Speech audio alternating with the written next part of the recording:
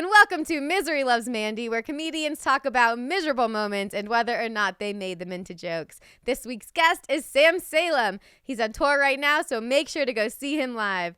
We talked about getting roasted by students, the Lorax and what kind of teacher he was, and turning family trauma into humor. I love this episode. I hope you love it as well. I know you will. So make sure to like and subscribe, share with a friend, and check out the Patreon where we talk about more unfiltered content. Enjoy.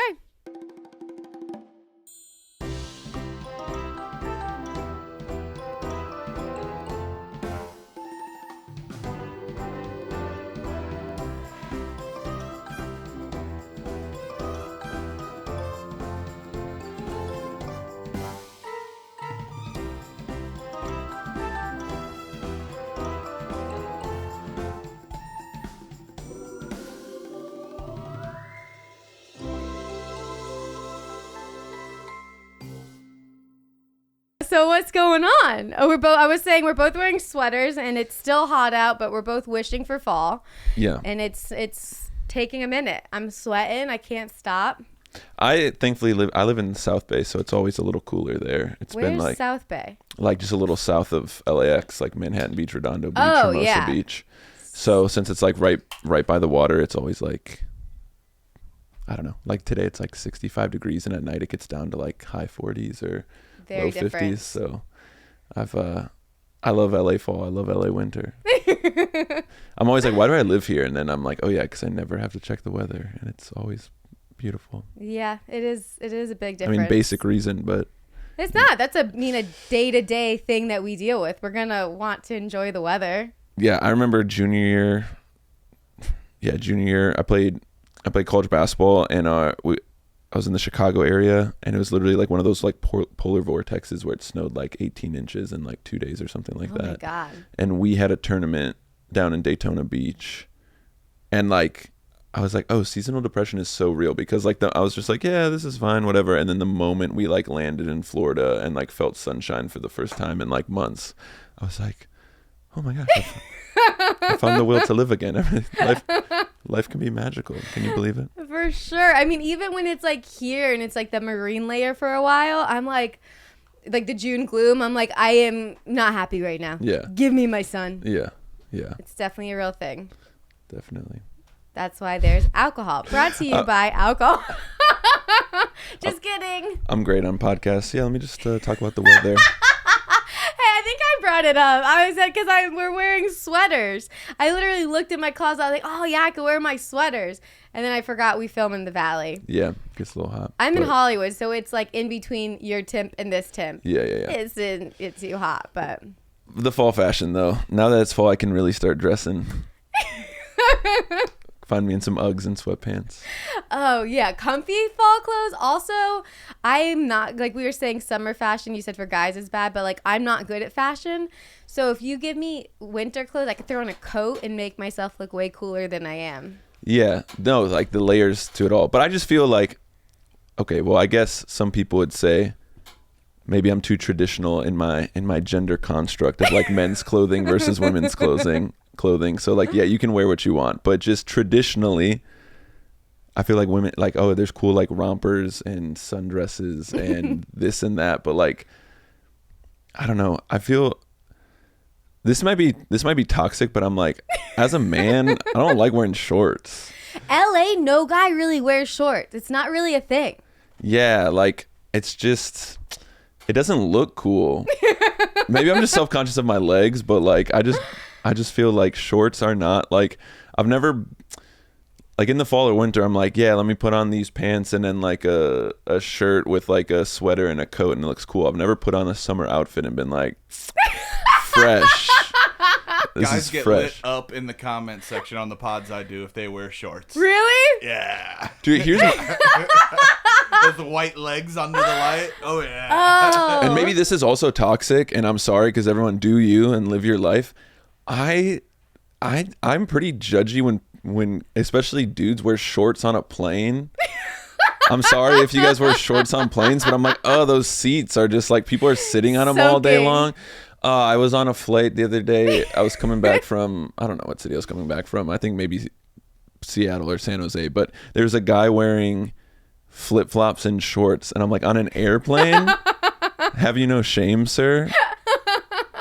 I cannot wear shorts on a plane. No, I think that's fair. Also, like in like stand up and stuff, shorts and sandals are like a big no-no for like stage wear. Or they were like that. Like when you first started, it was like, don't wear open-toed shoes or shorts. Yeah, I like maybe once or twice to an open mic, but yeah, if you're wearing shorts on stage, it's because it's like your thing. It's like you're trying to be like goofy. It's like Bert Kreischer taking his shirt off on stage. Yeah. Oh, you know what guys started doing to make shorts cool? The super short shorts. Yeah, the hoochie shorts. Yeah, like they're not like girl shorts, but what would they be? Like the 6-inch seam type of shorts? shorts? Yeah, the 5-inch inseam. Yeah. I don't, honestly, that can be a little bit more of a look than just like khakis. Yeah, just like the frat daddy. Like I like when I was like 20 thinking I was fresh with just like a pair of khaki shorts and like a Ralph Lauren polo button-up shirt and some Sperry's. I mean, I'm from Florida. That is like, oh my God.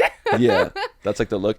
I will never forgive. I was never on this wave. I will never forgive the millennial dudes who would wear Sperry boat shoes with Nike socks. Oh, no. I don't remember that look. Oh my gosh. That was like a thing I would see people do like my age, like back in like 2008.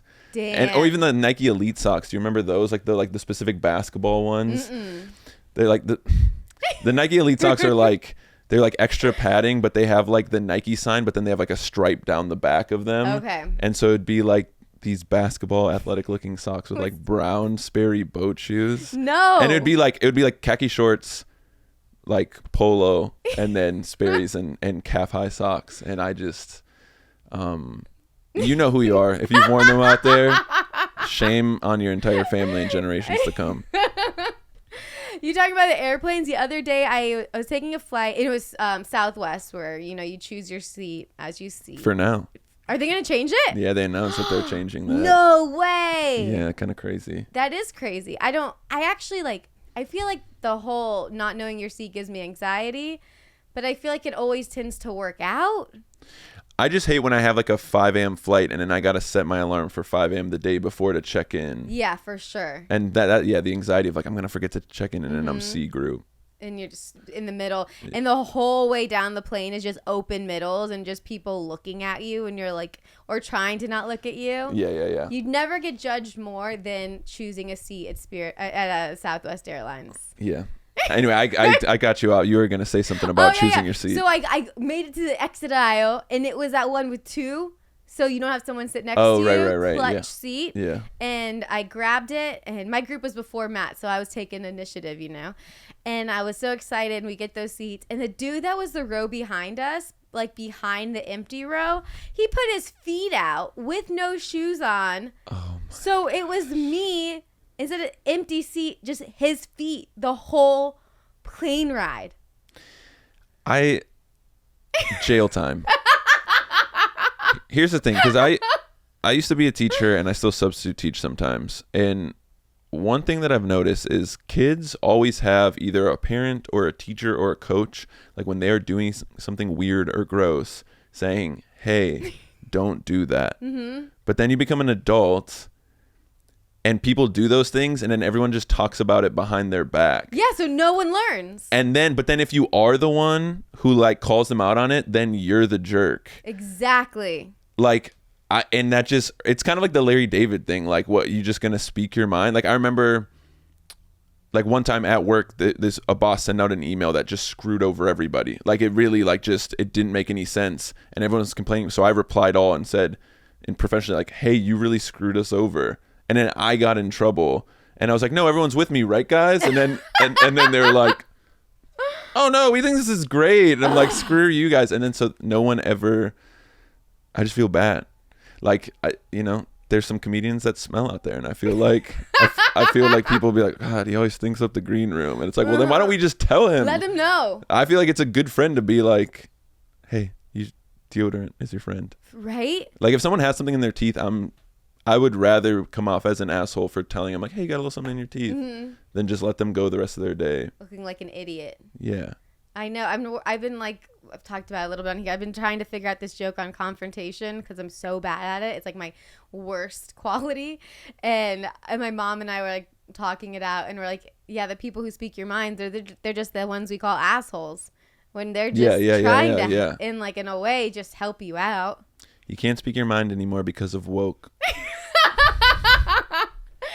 Keep it to yourself. Let us all look like idiots. That's why you need your core group. They'll let you know. Right, exactly. But there are some stinky comics.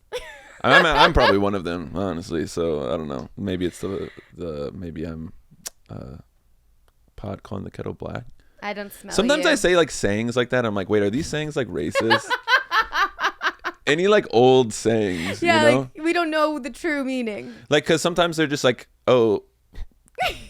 This one is crazy, but there's a basketball announcer that would use old time sayings and one time Russell Westbrook, NBA superstar Russell Westbrook, who is a black man, like had this crazy dunk, and this announcer went, "Russell Westbrook, you're out of your cotton picking mind," and it's like, oh, yo, no. like you can't. And the guy should have obviously not said it. I'm not defending the guy, but I think to him it was just like, oh, this is like this old timey saying. And it's like, yeah, maybe listen to what you're saying right now. That one's and clearly that's crazy racist. And so now, ever since that happened, anytime there's like an old time saying that I'm about to say, I'm like, wait, is this is just this crazy old time rooted in racism saying? But I think pot calling the kettle black is just like, it is called. It's like you're burning, but like I think pot calling the kettle black means you're the pot calling the pot.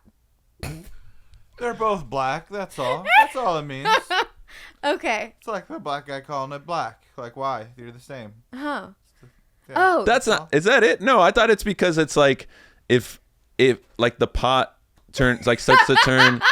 If the kettle's turning black, it's been on for too long, like it's burning, and it's like, well, you're the pot.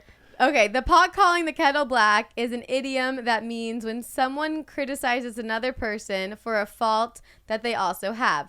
It is an example of hypocrisy. So you used it perfectly. Yeah, and the idiom is based on the kettle, the pot and the kettle are both blackened from being used over an open flame. Okay. So it's basically like, hey, bro, like you're burning, you've been on for too long, and then it's like, well, bro, you're burning too. We're over the same flame right now. Yeah, so you nailed it.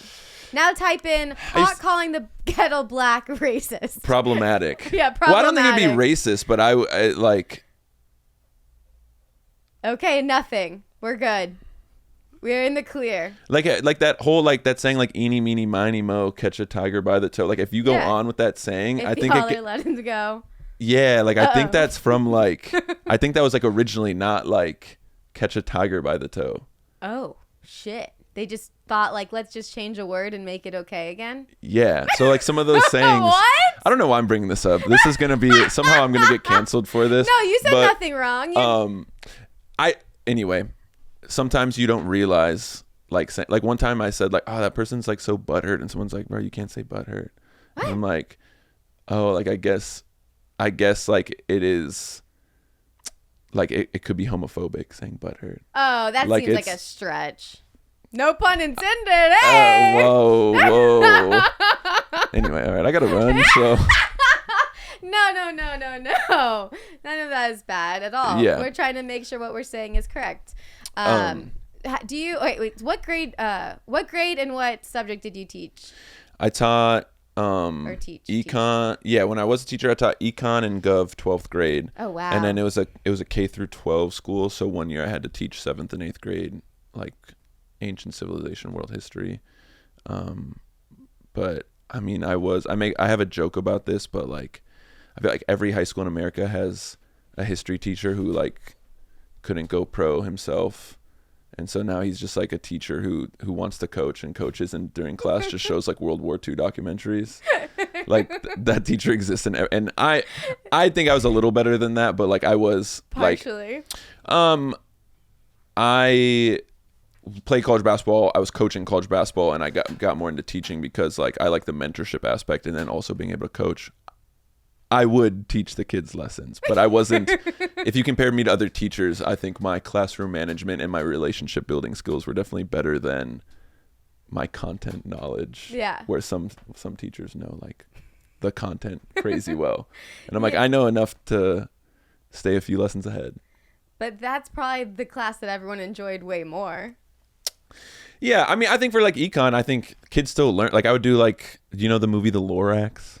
Yeah. That movie is like a bunch of like. My brother has a Lorax tattoo. Oh, really? Yeah. That's incredible. If you watch that movie, it's like a bunch of like introductory concepts of economics, like scarcity and natural resources and overproduction. So like I would show a movie like that and give them all the like vocab words, and then they would have to find examples of the vocab words in the movie. So like, yes, they were just like, oh, we're watching the Lorax. But then by the end of it, they're like, oh, this actually does fit into all the terms that we've used. So, you know, I taught a little bit, you know. That sounds good though. I'm like, my brain, like, that feels like that would have worked for my kind of like memory, because I can't remember shit easily at all. So I always have to like combine it with something else. Well, yeah, and kids just think like, sick, we're watching the Lorax. Yeah. And then you trick them into learning something by the end of it. Suckers. Also, shout out. We had a health teacher at my high school that literally looked exactly like the Lorax. Dude, he's like 5'5" and had a mustache, and like he Really? looked, yeah, like I think we said it to his face. Kids are mean, whatever. He probably was like, yeah. I think he dressed up as it for Halloween. Like he was like a good sport. He's like a good sport. Why about not? If you look like it, go for it. it. Yeah. I never saw the new one. I should. What new one? This one that they're showing on screen right now? I just know like I never saw the movie. I just know the book. Oh. Or like, wasn't it an older movie? You're from Florida. Not everything makes it down that way. Actually, I'm surprised you're from Florida and you know the book over the movie. That's actually impressive. Okay, represent.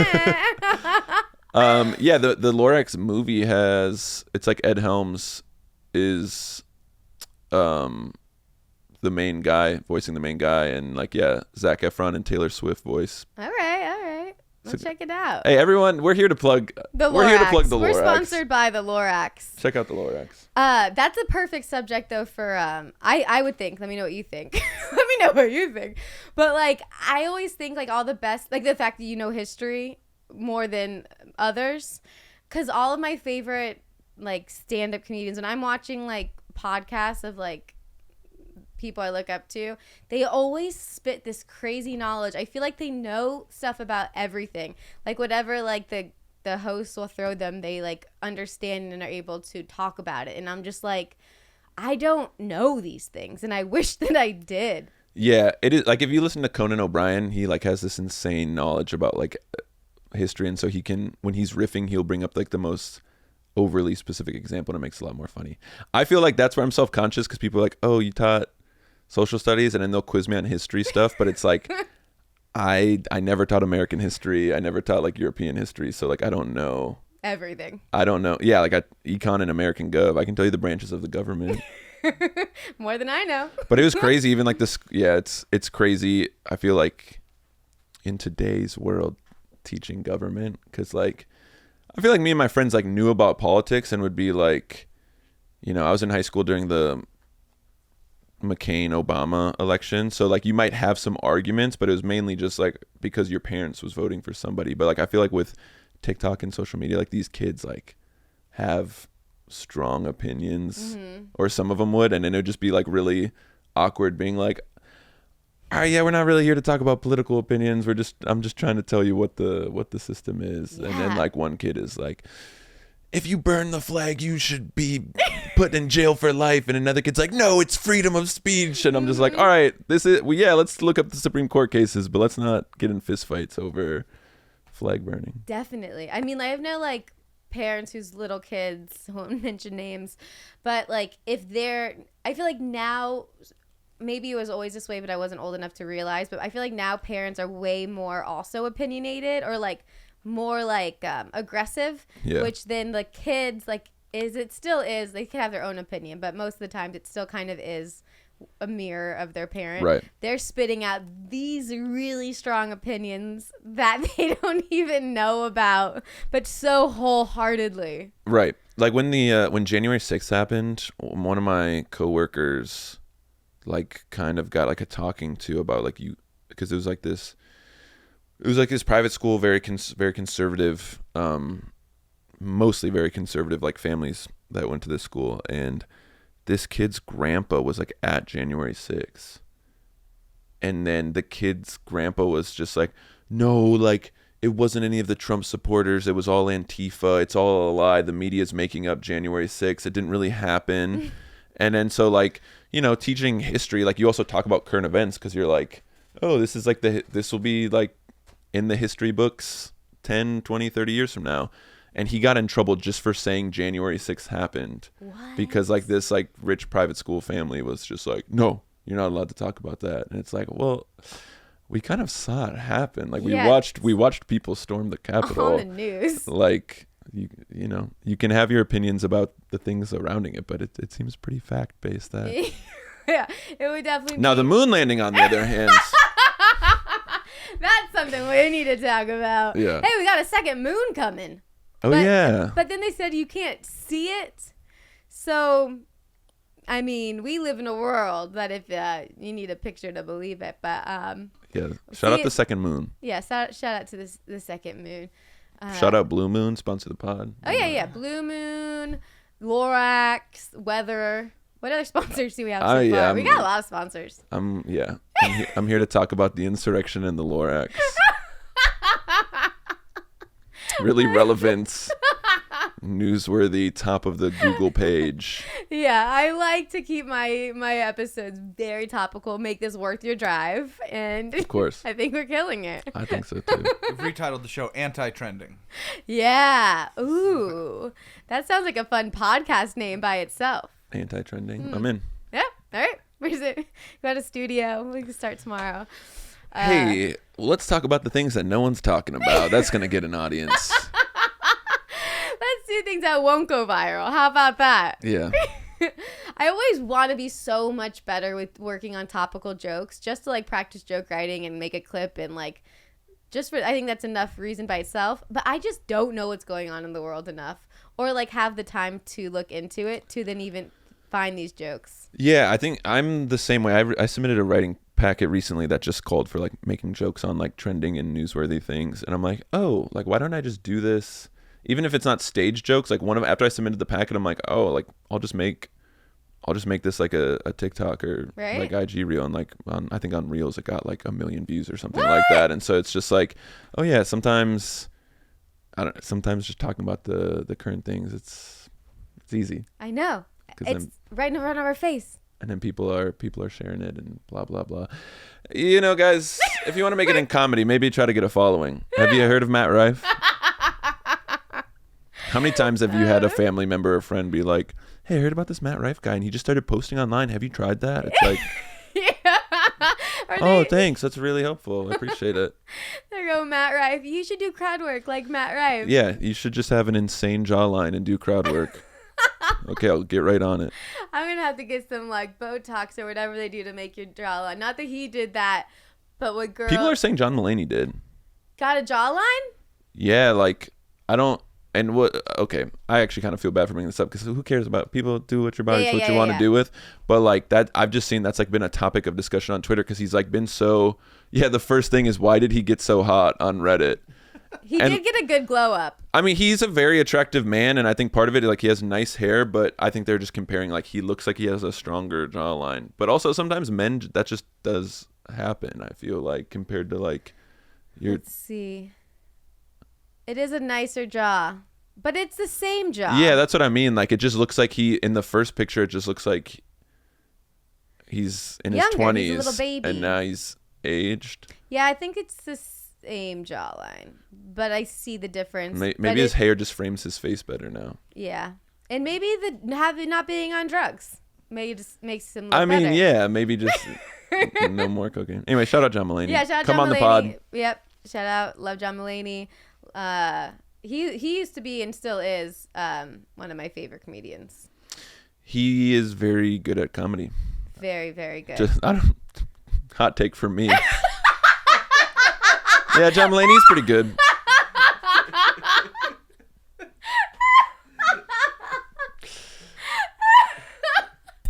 I do actually respect like all of his specials. There's no fall off. I feel like comedians and rappers can kind of be similar. Like the rapper is like rapping about the struggle, and then they get really rich, and then it's like, oh well, this not that you have to struggle to make good art, but you know what I mean? Like, I feel like comedians as well, like, oh, you were going to open mics, or you were, even if you were headlining, you were like staying in not great hotels, going from city to city, hanging out with friends. And then all of a sudden you're worth $10 million and you're just making TV appearances all the time. And then all of a sudden, like, your comedy isn't as good because you're not living like He managed to find life. his struggles. Yeah, well, that part of it was just because of like the drug, but like but even I don't know. He didn't have like a fall off. I feel like some big comedians, like by their fifth, I mean, it's hard to create an hour of great comedy, but by their fifth special, it's just like storytelling is what I've noticed. Erewhon's eggs are crazy, right? And it's just like, oh yeah, crazy that you shop at Erewhon now. Yeah, no one's shopping there. I completely agree, though. John Mulaney's shit's never gone down. He's a writer, you can tell. Yeah. Shouts out once again to John Mulaney and his jawline. John Mulaney's an attractive guy. I mean, more power to him. I know. Congrats on the second kid. Yeah. Oh, the second kid. Mm-hmm.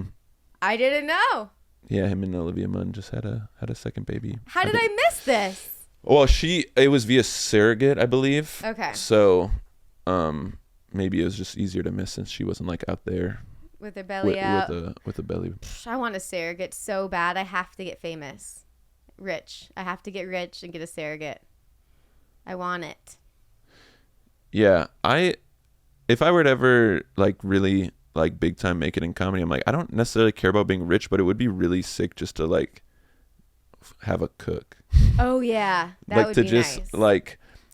like when people are like, oh, all these like famous people are attractive. I'm like, yeah, because they can just afford people to make them the nicest food that like is not processed, and they have time to work out. Yeah, that sounds amazing.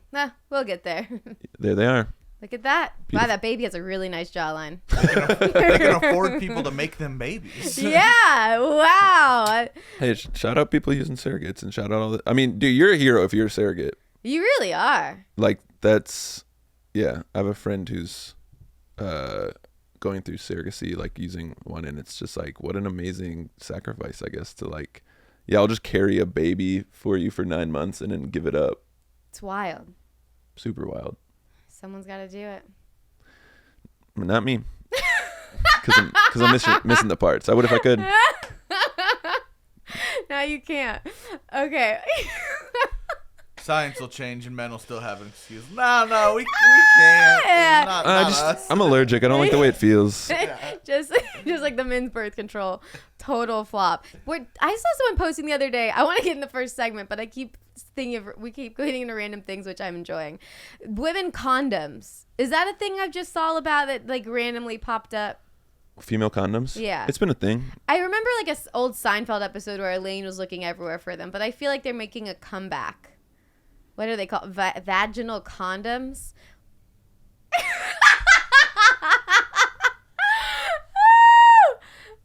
Okay, we'll move on. This episode is also sponsored to you by female condoms. This episode brought to you by incels. Whoa. Okay. Incels.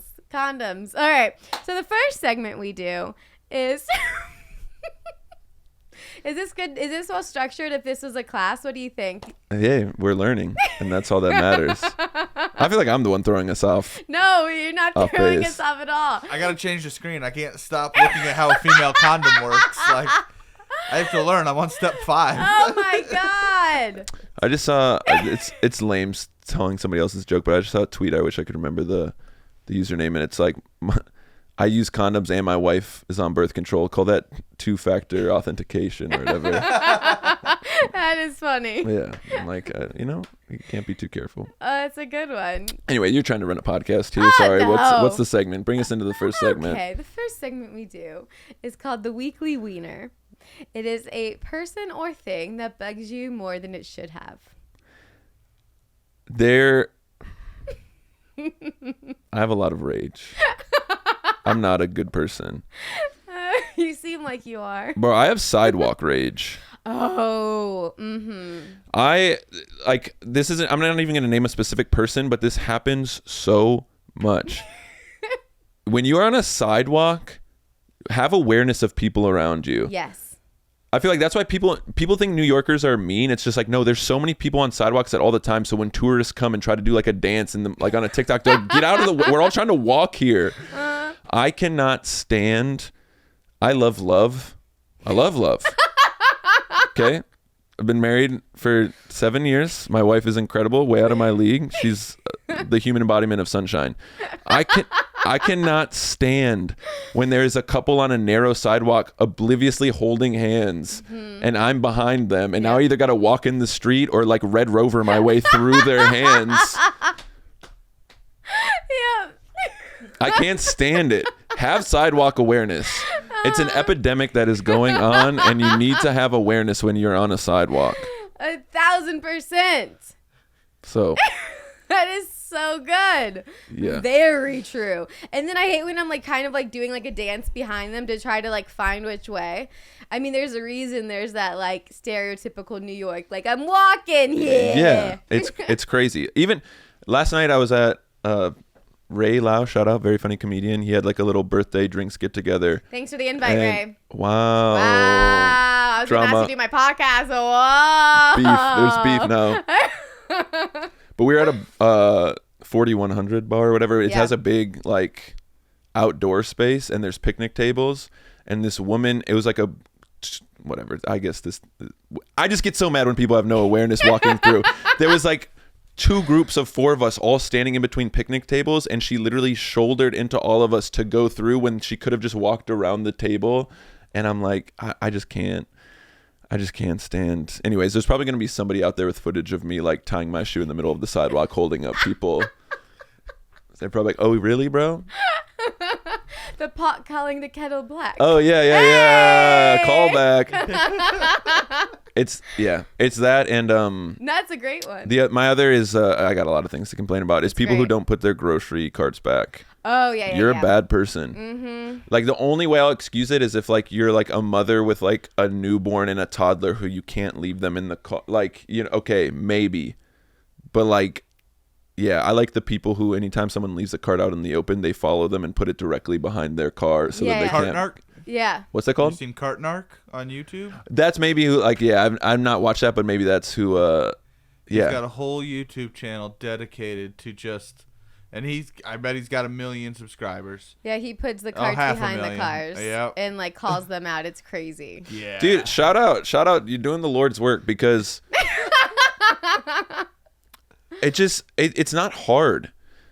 And like someone was talking about this, it's actually like a good test of like there's no like benefit for you putting the cart back, but like it is infinitely more benefit for the people using that parking lot and people like trying to anyways, I was getting a phone call. People working there. It's like be nice to it's the system. If you mess up the system, then it's not going to go as easy and clean. It's just like when there's an accident and everyone slows down to look at the accident and now there's the worst traffic in the world.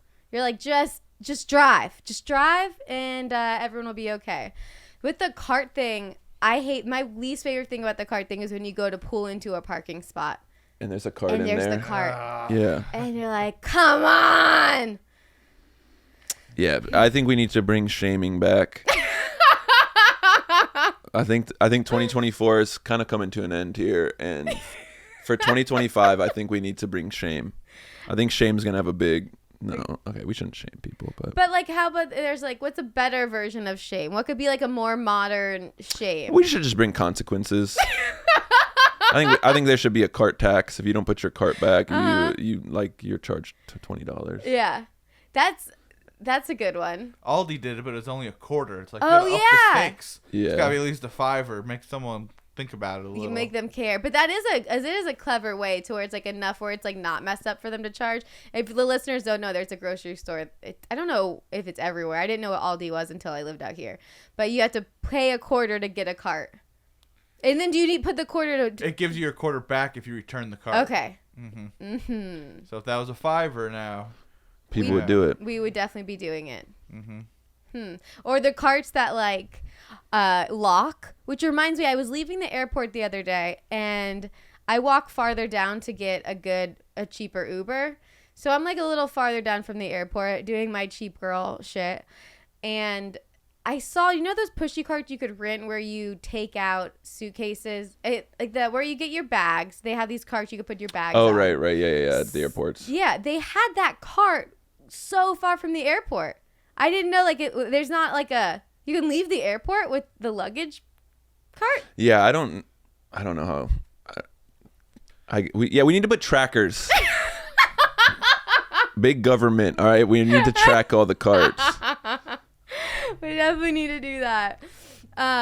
If we can find those scooters everywhere, we can find the carts. Yeah, exactly. My wiener is kind of like the same messed up system.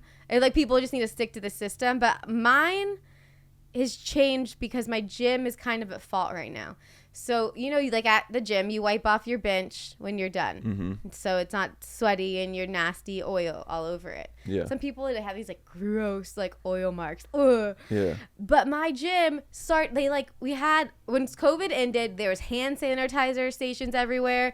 There was the wipes everywhere. And now the hand sanitizer stations are gone.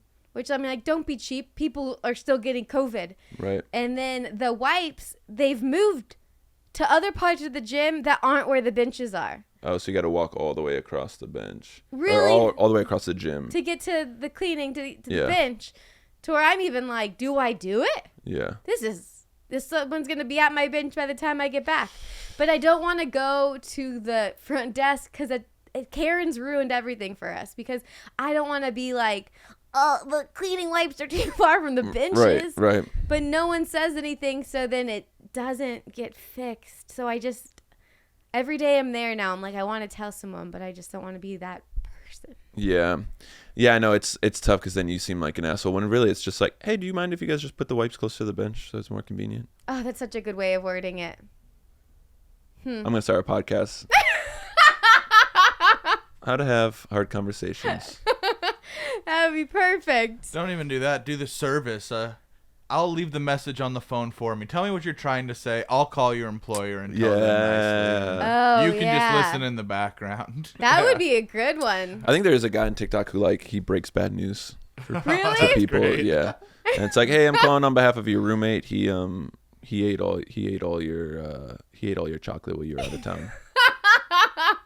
That's such a great, clever idea. Yeah, it's super fun. It's like a modern rejection hotline. Yeah, exactly.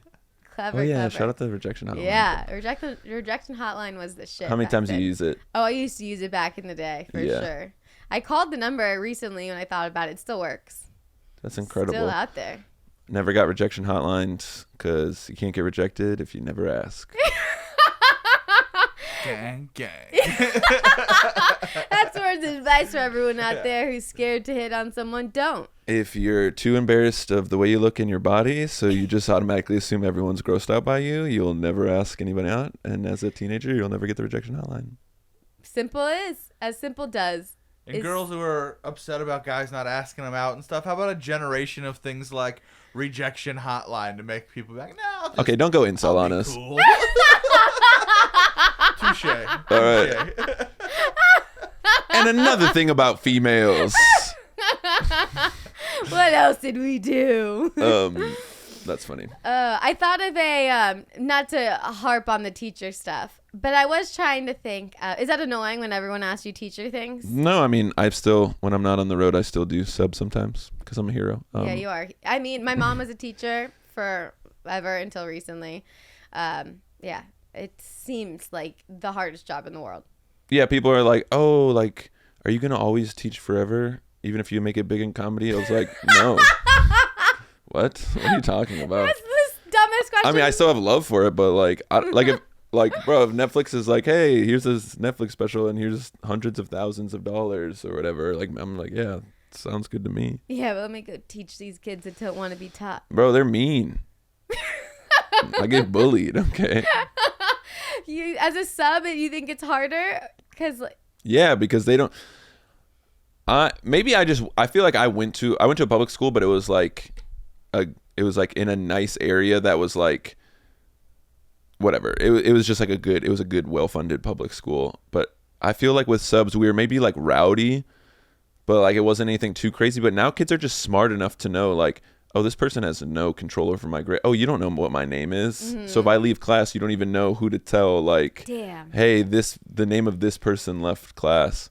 So they kind of know that they can just kind of, they can, you know, they make fun of me a lot. They tell me I'm the chef from Ratatouille.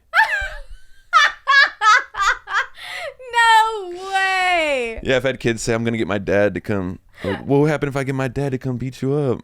And you're not allowed to say like, then you'd have to watch your dad get his ass beat. Like, get your dad, bro. Oh man. You're 5'3", 95 pounds, brother. I don't think your dad has like genetics on his side going. Anyway, I just kidding. I'm joking. School still hire me back. Yeah. He's kidding. This is a weird question. I ask you since you're a man.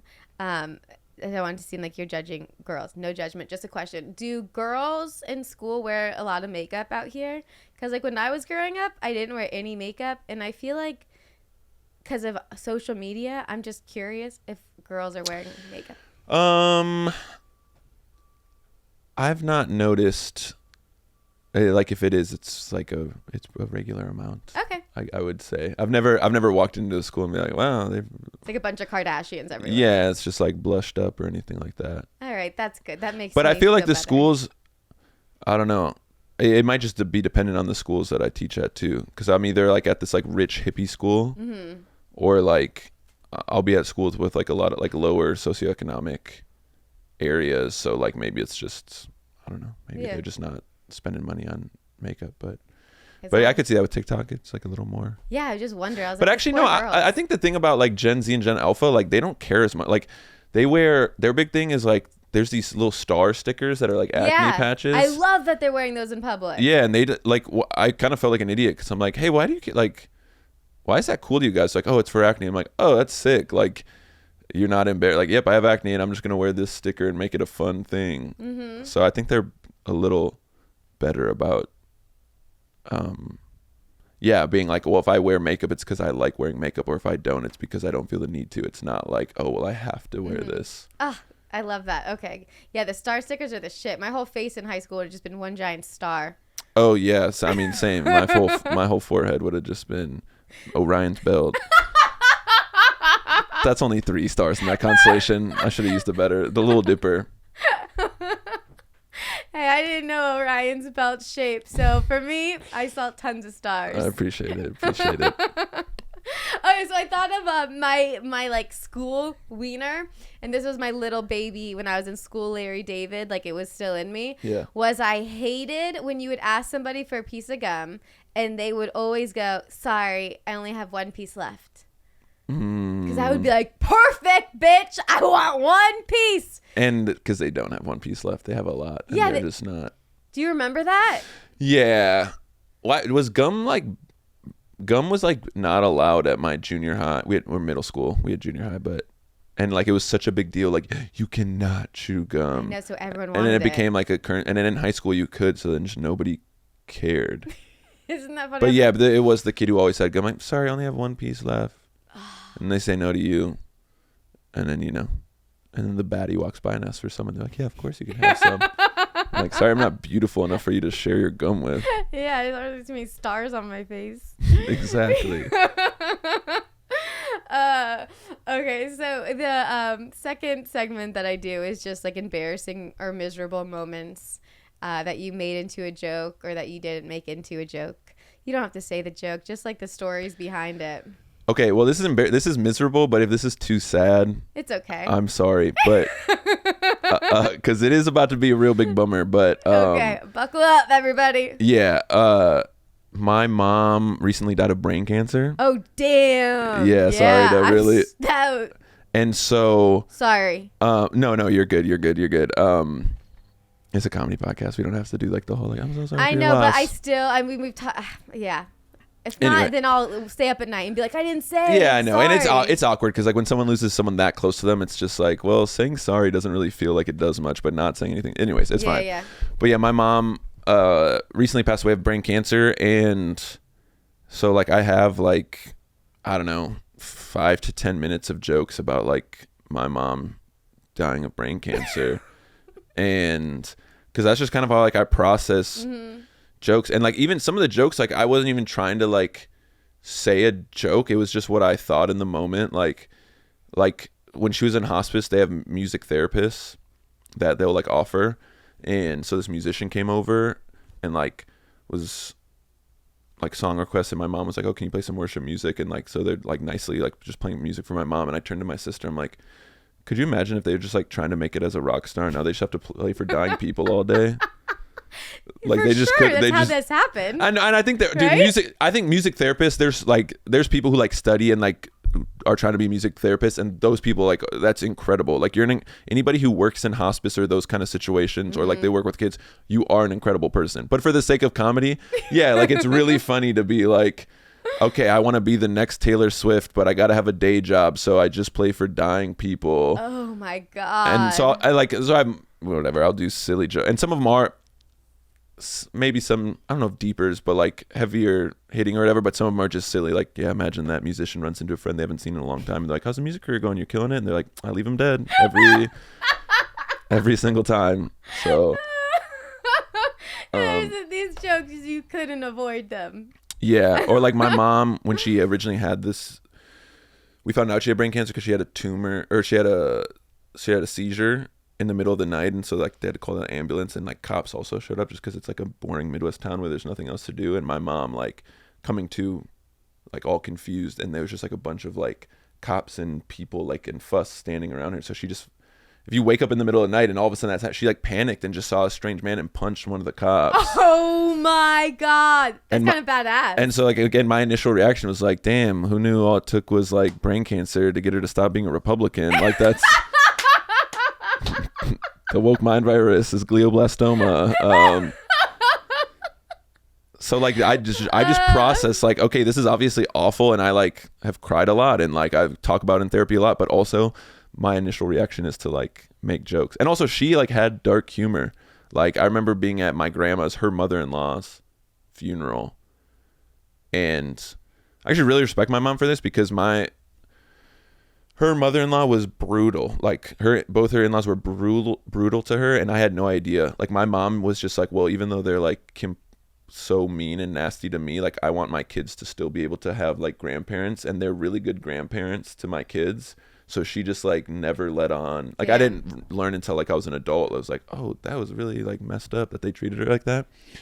And it takes a lot too. yeah, like so strong. And so I remember we were standing over the casket, and it's like my dead grandmother with my mom, and my mom goes, oh, she's a really good grandmother. And I'm like, not the best mother-in-law. And my mom just pats the dead body and goes, nope, not really, and walks away. Oh my God. And so like she just, so like I know like my dad is really sentimental and like really emotional and sensitive, and I'm like that too in some ways, but like also I'm someone who laughs when I'm not supposed to, and I get that from my mom. So I also know that she would like when I do the jokes about her, when people do get a little uptight, I'm like, she would like these jokes, like literally, like, and this is even like part of the joke I tell, but to even just prove that she likes dark humor, like she was unresponsive at the end, like her body was just shutting down, and like me and my three sisters were gathered around and just would like talk around her, like memories, whatever. My one sister is like, well, we'll never know who the favorite is, I guess, like joking around. And my little sister Rachel like grabs my mom's hand, it's like, that's all right, Mom, we know it's me, right? And like out of nowhere my mom just goes, Rachel, there's some questions we don't want to know the answer to. Oh my God. And like she wasn't obviously serious, like she obviously wasn't being mean to my sister, like those were just the jokes that she would make. And that was like honestly one of the last things I heard my mom say, like it was like a punchline. It's very it's like funny, like it's awesome. Yeah. So like when people, and then usually when people hear like that's her kind of humor, then they like loosen up about it.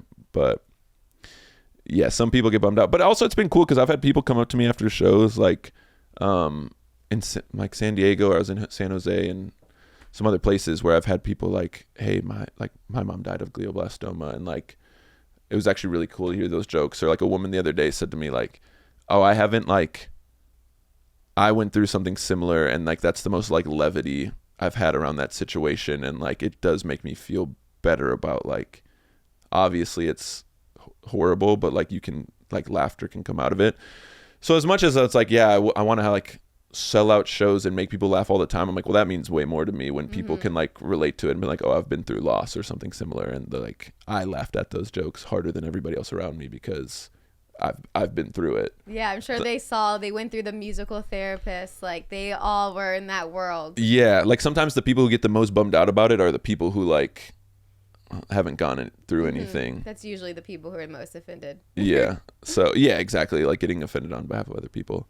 So sorry, it's not as light and as fun. It's not like embarrassing, but that was yeah, I just naturally am someone who, and it honestly even got me thinking about like people are bad at responding like, oh, my mom died, and people be like, yeah, I can relate, my grandpa just died, and it's like, well, yeah, well, like that's sad, I'm not trying to say it isn't, but like your grandpa was like 89 and like, you know, you're 30 years old, you're kind of supposed to lose your grandparent at that age, like that's and it's, I'm not saying it's not sad and you can't be bummed out, and we all wish to get to that, but like it's not, I don't know. So it also got me thinking about times where I've written jokes about that too. Like, you know, oh, when I was 15, I had a friend whose mom died, but like, I was terrible at like being there for him because I was a dumb 15-year-old boy and I'd never been through any adversity or trauma in my life. You know, I still don't know what to say. So at 15 too, I would have been a good friend back to that.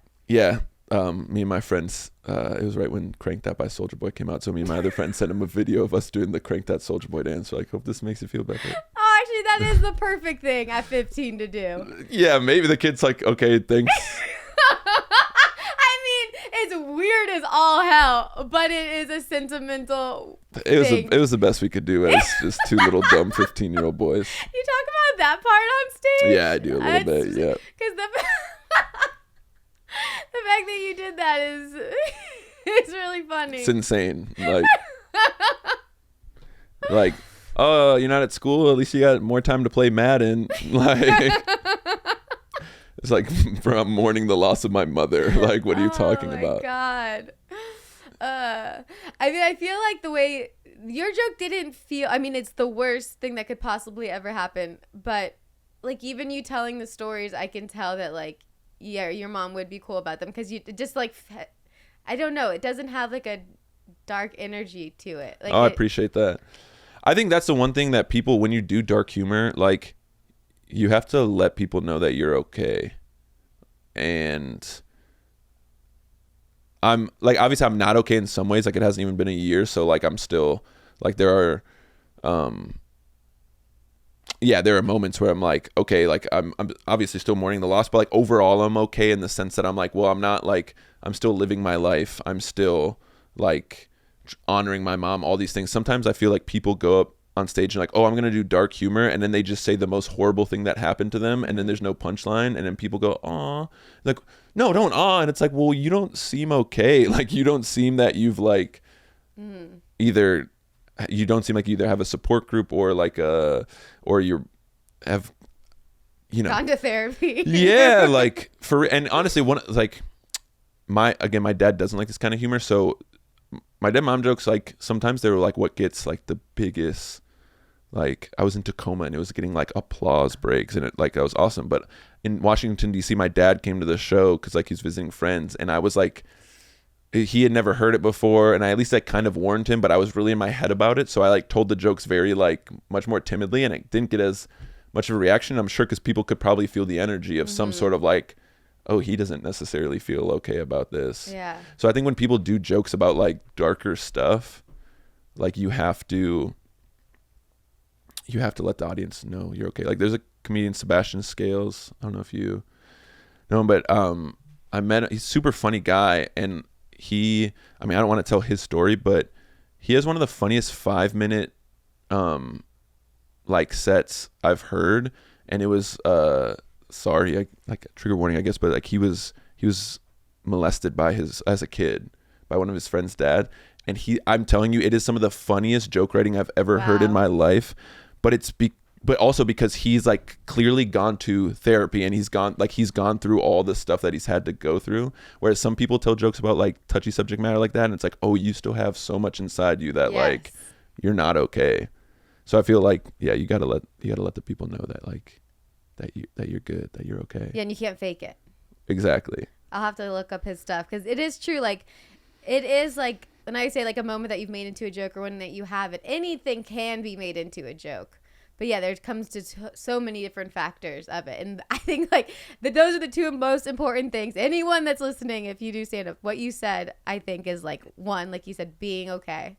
And then two, the punchlines. Those are two things that so many you have to have a punchline. people miss when it comes to it. You can't just you see like a bunch of like open micers who like, oh, Bill Burr is on stage and angry, so I'm gonna just do that. It's like, yeah, Bill Burr's angry in a funny, relatable way. You're just spewing hate on stage. You're just And another thing I don't like, and it's like, well, that's not what Bill Burr's doing, you know? No, they have no clue. Oh my God, I don't miss being a little green comic. No.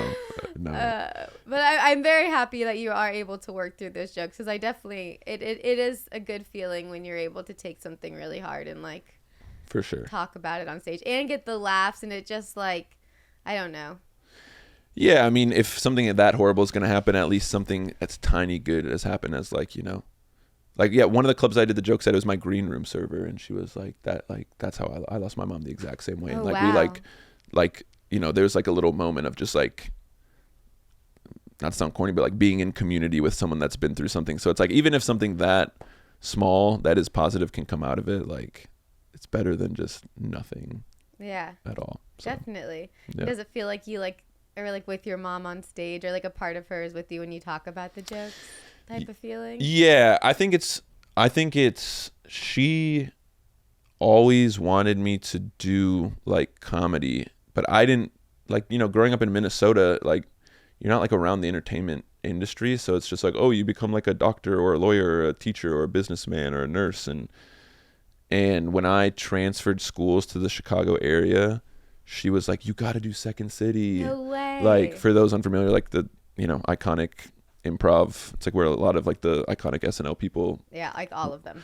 And like she would talk about, because like her cousin grew up with like Jason Sudeikis and is like friends with him, and Jason Sudeikis like played college basketball and then like dropped out and then like did Second City, and like, so she'd always like make references like that, and I'd just be like, yeah, sure, whatever, like, it seems cool, but I'm like, well, I don't really understand what it is. And then I started doing stand up, and I think she always saw me as someone who like should be doing stuff like this. And so that, I guess it's cool, like, I'm doing what you wanted me to do, and now I'm using you to like get laughs. And then I signed up for like, I signed up for improv because I was like, one, it just will help with like commercial acting and auditions and stuff. I think it's a lot of stand-ups like to make fun of it. I think it is like fun, and like, if you go, I mean, a bad improv show is obviously horrendous, but like good improv is like fun to watch. Oh yeah. But at like the 101 class, they're like, all right, everyone, why are you signing up? And people are like, oh, like, I'm a mom who just doesn't have time for herself, and this just seemed like a fun thing. Or I'm I'm an actor, I'm trying to get better. And I was like, oh, I do stand-up, but also like, my mom died and she always wanted me to do this, so I'm like doing it to honor her. And everyone's like, okay, cool, good 101 class, everybody, that's great. That's cool though. Usually you never hear like the parent pushing the child to do comedy. I've never heard that before. Yeah, she was the best. Shout out Barb Salem. She was, even when I was like coaching college basketball, she was always like from an angle of, yeah, but like so many coaches end up like being ESPN anchors, or like, and she's like, that's like, you're gonna end up doing stuff like that. Da, da, da, da. So part of me is sad that she's like not, you know, I'm just like starting to headline and do like mini tours for the first time, and like have like real deal fans like come out. And so part of me like gets emotional and like bummed that she doesn't get to see it. But like one of my good friend Julian Stern, who's a comedian, like said like, well, I think she didn't never need to see that, because that's always who you were to her anyway. Like, she always saw you as that person. Mm-hmm. So like, she's not missing out on it. Now you're just getting to experience how she saw you. That's perfectly worded. Yeah, he's a real one. And it really honestly did help me, like, you know, hey, get good friends in your life that support you, because it really helped me change. Instead of like crying before a show being like, I wish my mom could see this. Mm-hmm. I'm like, oh, I'm just becoming who she saw me. That's really good. Yeah. The Lorax, brain cancer. What more do you want out of a... Well, thank you for sharing that story too. I really enjoyed it. Well, I appreciate And the I'm space. sure the listeners did as well. So we end with a segment called Misery Loves Company, and it's where somebody sends in their embarrassing story. So let me read this, baby. Okay, this is going to be a little change of pace to something dirty. I made the mistake of secretly dating a coworker, and when things went south, they really went off the rails. After a huge blowout, he took things to a whole new level and sent every nude and sexy video I had ever sent him to our work group chat. Yep. Everything was out there for everyone to see. I was completely mortified. To make it even worse, we both ended up getting fired because the higher-ups saw everything too. Talk about a nightmare breakup. Okay, this is not embarrassing. This is a crime that guy committed. Absolutely. This is just a crime. I'm not even trying to like pander and be that guy, but like, men, are we okay? Like, what?